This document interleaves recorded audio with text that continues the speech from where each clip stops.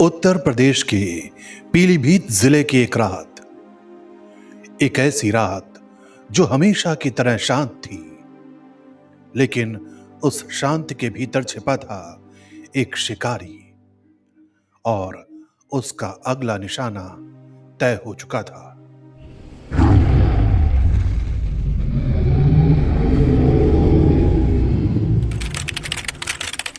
पूरनपुर तहसील का एक छोटा सा गांव नजीरगंज। हर दिन की तरह लोग अपने खेतों में व्यस्त थे और हर रात की तरह खेतों में पानी देना जरूरी था। लेकिन इस रात कुछ अलग था।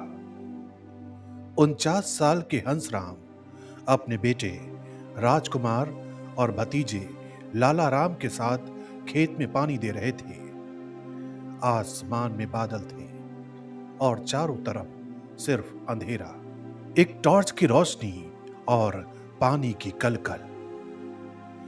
राजकुमार और लाला राम कुछ देर के लिए पाइप लेने घर गए। हंसराम अकेले खेत में रह गए, लेकिन वो अकेले नहीं थे। कहीं पास ही झाड़ियों में कुछ सरसराया, किसी की आंखें अंधेरे में चमकी और फिर वो आ गया, बाघ। जैसे जंगल का साया उस खेत पर टूट पड़ा हो। राजकुमार और लाला राम जब वापस लौटे तो वो दृश्य उनकी आंखों में आज तक जिंदा है। खेत सूना था और पिता कहीं नहीं। कुछ ही दूरी पर झाड़ियों के बीच एक बाघ इंसान का मांस खा रहा था। वो इंसान हंसराम थे। बेटे की आंखों में सिर्फ चीखें, आंसू और खामोशी थी। गांव में मातम छा गया, गुस्सा उबाल पर था। लोगों ने वन विभाग को घेरा, पूछा, हमारे खेतों में मौत क्यों घूम रही है?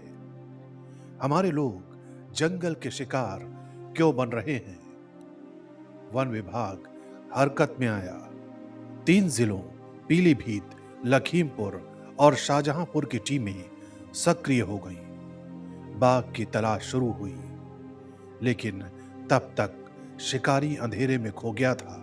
अब लोग खेतों में रात को नहीं जाते। जहां कल गेहूं लहलहाते थे, आज वहां सन्नाटा है।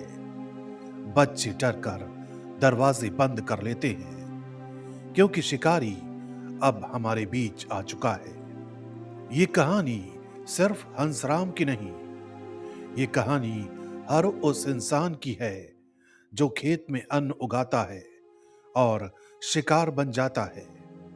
प्रश्न अब ये नहीं कि अगला कौन होगा, प्रश्न ये है, कब तक? ऐसी ही कहानियों को सुनने के लिए स्टोरी स्नाइपर को सब्सक्राइब करें और हां, बेल आइकन को दबाना ना भूलें।